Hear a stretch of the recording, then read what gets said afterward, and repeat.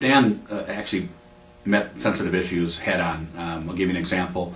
About halfway through the due diligence process, Dan, my CFO, basically came up with the fact that our EBITDA was a different number than it was, a couple months before. As a result, it was determined. Dan pushed hard to go back to the buyer and to present a different LOI, an LOI that we had signed previously. That could be a very sensitive issue. I know the seller, us as sellers, were very sensitive, thinking that, well, and maybe that will hurt their feelings, maybe we'll break the deal. And Dan really pressed hard again to meet it head on, take the emotion out of it, and the numbers are the numbers, and this is the way it is. And Dan was able to take the emotion out of the whole transaction. We had an issue that came up about halfway through where we had to go back and change the LOI, and Dan actually did the negotiating with the buyer, and it got a little messy throughout that whole process, but Dan was able to keep everything on track, keep us out of that part of it, and the whole thing worked out great. Dan was really good at being able to handle sensitive issues. There were 4 of us within the firm, and in every meeting that all of us were meeting with Dan, he was always extremely straightforward, didn't pull any punches, and was always making us think through the issues and discuss in depth what the implications were.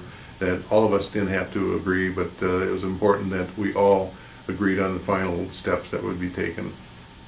Dan was able to handle the sensitive issues by being an intermediary between the buyer and the seller, and allowing both of us to communicate through Dan, which, as I mentioned earlier, took the emotional aspect out of the transaction and put the transaction more on a business basis, which allowed us to be more reasonable in our expectations and the outputs of our negotiations.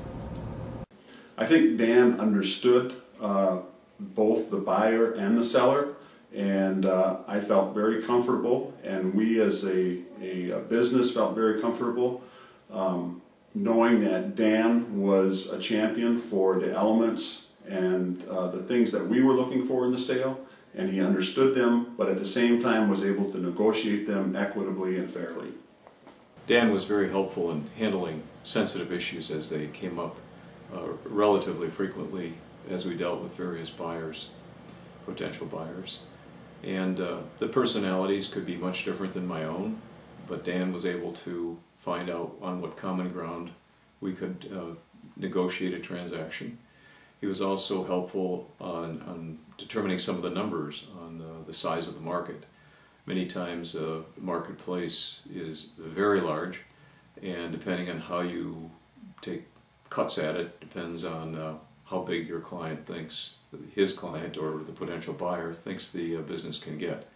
And so we were able to walk through those and provide the kind of information that was required, all of course with Dan's help. I feel that Dan did a really good job of negotiating for our company and getting the best price possible for us.